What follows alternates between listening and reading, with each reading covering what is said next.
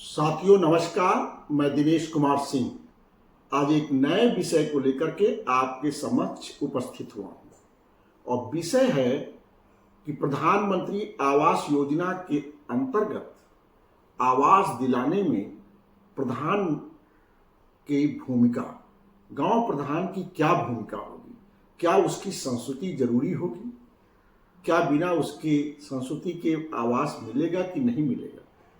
इस विषय पर मैं विस्तार से चर्चा करूंगा। प्रधानमंत्री आवास योजना एक बहुत महत्वपूर्ण योजना है। अब तक 4 करोड़ आवास गरीबों के पूरे हिंदुस्तान में बन चुके हैं। उनको अपनी पक्की दीवारें, पक्की छत वाला घर मिल गया है और बरसात में जो छप्पर और कच्ची दीवार, कच्ची छत के कारण जो हर समय डर लगा रहता था कि कब दीवार गिर जाए, कब छत गिर जाए और दब जाए लोग, छप्पर से पानी टपकता था, पूरी रात चारपाई इधर उधर करनी पड़ती थी, सबसे मुक्ति मिली 4 करोड़ लोगों को। प्रधानमंत्री जी ने 3 करोड़ घर और 5 सालों में देने का निर्णय किया है। इसके तहत आवास प्लस की जो सूची है, जो 2018-19 में बनी थी, उसमें ही पात्र लोगों के नाम जोड़े जाने हैं।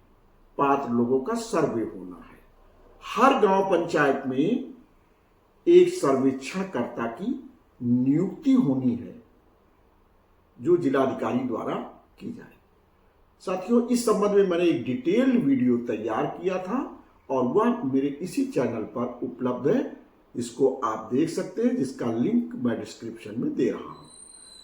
साथियों, अगर अब तक आपने मेरे इस चैनल को सब्सक्राइब ना किया हो तो मेरा अनुरोध रहेगा, विनती रहेगी कि मेरे चैनल को सब्सक्राइब कर लीजिए, फॉलो करते रहिए और वीडियोस को शेयर करते रहिए, जिससे ये जानकारियां आपके पास तक ही सीमित ना रहें, अन्य लोगों तक जानकारियां जाएं, उनका ज्ञान बढ़े, उनकी जानकारी बढ़े, जिससे योजना का लाभ प्राप्त करने में कोई दिक्कत नहीं। आज ये वीडियो बनाने की जरूरत इसलिए पड़ी कि जौनपुर जनपद में खुटहन थाना क्षेत्र के अंतर्गत एक दुखद घटना घटित हुई। लोग यह समझते हैं कि प्रधान ही घर दिलवाएगा, प्रधान आवास दिलवा सकता, लेकिन ऐसा नहीं है। जो भारत सरकार ने दिशा निर्देश जारी किए हैं और जो राज्य सरकार ने दिशा निर्देश जारी किए, जो पहले से भी व्यवस्थाएं हैं, उसमें आवास दिलाने में प्रधान की कोई भूमिका नहीं है, ना ही उसकी किसी संस्तुति की जरूरत है। प्रधान का कोई रोल आवास दिलाने में नहीं है, ये आप नोट कर लीजिए स्पष्ट तौर पे। इसलिए आपको प्रधान के पास जाने की जरूरत नहीं है आवास के लिए। प्रधान का रोल इतना है कि गांव में इसका व्यापक प्रचार प्रसार योजना का करे और जिससे लोगों को योजना में कौन पात्र होगा इसकी जानकारी हो।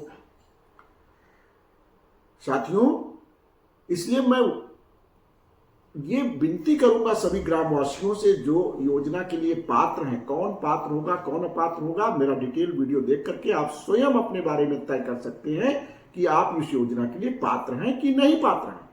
अगर पात्र हैं तो आपको आवास मिलना चाहिए। आपका नाम सर्वेक्षणकर्ता द्वारा अपनी सूची में दर्ज करके आवास प्लस 2 की सूची जो उसमें ऐड होना नाम, उसमें जोड़ना चाहिए। ये सर्वेक्षणकर्ता को दायित्व दिया गया है, ना कि प्रधान को। बहुत सारे प्रधान बहुत अच्छे हैं, वो अपनी लोगों का ध्यान रखते हैं और जो सही होता है उसका नाम जुड़वा देते हैं, जो गलत होता है उसका नाम जुड़ने नहीं देते। ये तो ठीक है, लेकिन जो गलत नियत से प्रधान काम करते हैं कि पैसा दो तब हम आपका नाम जुड़वाने देंगे, नहीं जुड़वाने देंगे, नहीं दोगे तो आपका नाम नहीं जुड़ेगा, ऐसे लोग प्रधान के पद की गरिमा को तो गिराते हैं और प्रधान पद की गरिमा के साथ साथ उस गांव का भी नुकसान करते हैं। क्योंकि एक नाम भी गलत जुड़ गया जो पात्र नहीं है, तो लोगों में इस व्यवस्था के प्रति नाराजगी होती है।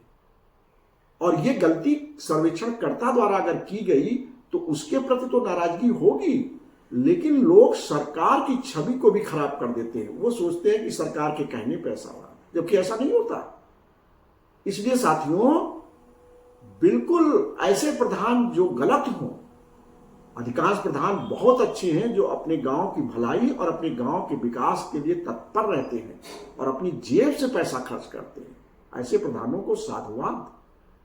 खराब प्रधानों की संख्या बहुत कम है, लेकिन अगर ऐसा कोई है खराब, तो मेरी अपील है इस प्रधान के पास आप इस काम के लिए बिल्कुल न जाए, क्योंकि ना तो उसकी संस्तुति की जरूरत है, ना उसकी सिफारिश की जरूरत है, ना उसके कहीं हस्ताक्षर होने। क्या हुआ खुटहन में? खुटहन में उस अज्ञात महिला के द्वारा के साथ प्रधान ने आवास का लालच देकर के प्रधान के पति ने, प्रधान ने नहीं, प्रधान के पति ने, महिला प्रधान थी, उसके पति ने उसको लालच देकर महिला के साथ दुराचार किया। अब उसके खिलाफ 22 सितंबर को थाना कोटैन में एफआईआर दर्ज हो गई है। अब कानूनी कार्रवाई होगी वो अलग बात है, लेकिन उसने पूरे प्रधान भाइयों को बदनाम तो कर दिया। साथियों, जांच का विषय है कि ऐसा हुआ कि नहीं, वो तो अलग बात है, लेकिन हिंदुस्तान अखबार में एक खबर छपी, उसके आधार पर मैं कह रहा हूं कि प्रधान पति ने आवास का लालच देकर एक महिला के साथ दुराचार किया। ये सब क्यों? इसीलिए मैं कह रहा हूं जो अच्छे प्रधान है वो तो ठीक है, जो खराब प्रधान है आप बिल्कुल न जाएं, क्योंकि कोई भूमिका नहीं है।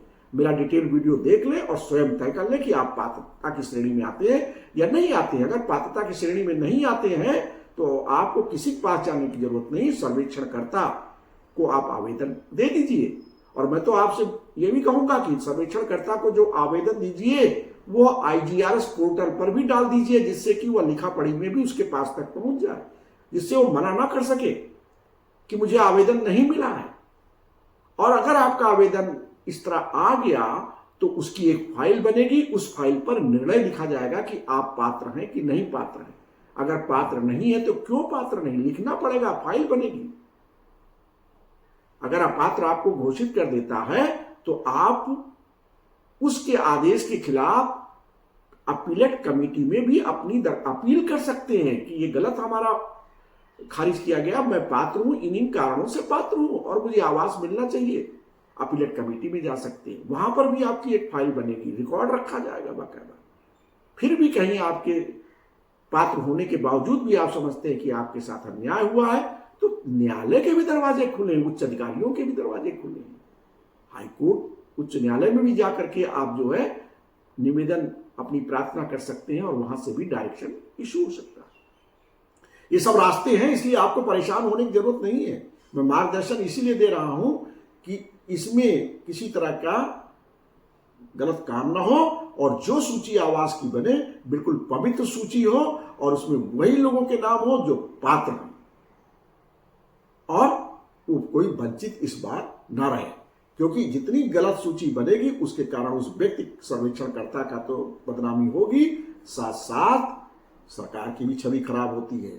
तो सभी सर्वेक्षणकर्ताओं से नियुक्ति पवित्र सूची बनाइए, जिसमें किसी प्रकार का भेदभाव भी कि ना, सभी पात्र लोगों का नाम आवास +2 पे डालिए। बहुत बहुत धन्यवाद। मुझे आशा है कि सभी गांववासियों को ये जानकारी पसंद आई होगी और इसका लाभ उठाएंगे, तथा प्रधान भाइयों से भी विनती रहेगी किसी की नाजायज कमजोरी का फायदा इस तरह ना उठाएं, जैसा खुटहन के प्रधान पति ने इस तरह का कृत्य करने की सूचना प्राप्त हुई। बहुत बहुत धन्यवाद।